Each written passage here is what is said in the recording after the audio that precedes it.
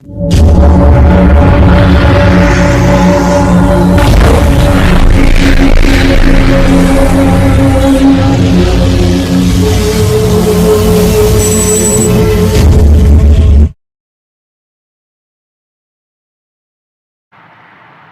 یہ ہے کہ کیا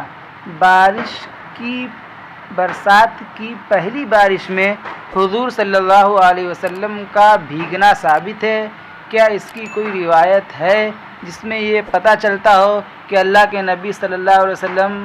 موسم کی پہلی بارش میں بھیگا کرتے تھے؟ یہ سوال ہے۔ جواب یہ ہے کہ رسول اللہ صلی اللہ علیہ وسلم کا بارش میں بھیگنا تو ثابت ہے، لیکن اس روایت میں موسم کی پہلی بارش کی کوئی قید نہیں ہے۔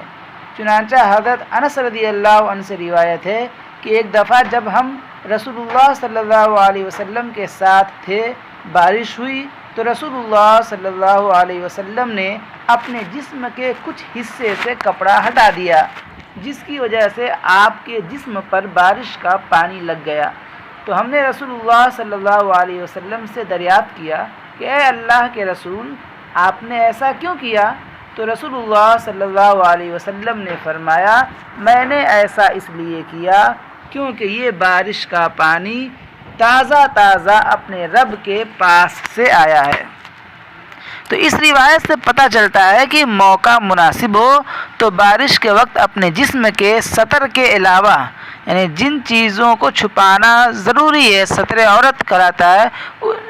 اس کے علاوہ حصے کو کھول لینا چاہیے تاکہ بارش کا پانی جسم پر لگے اور اس تازہ پانی کی برکت حاصل ہو جو اللہ کے حکم سے آسمان سے پاک صاف حالت میں اترا ہے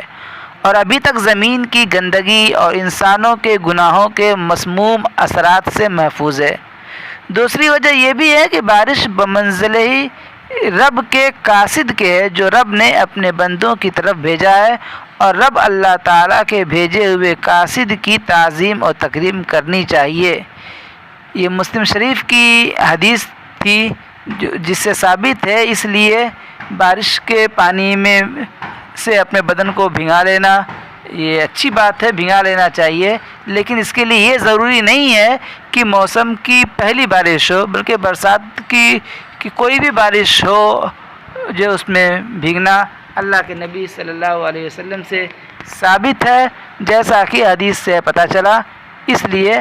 یہ کرنا مستحب ہوگا۔ اللہ تعالیٰ سمجھ عطا فرمائے۔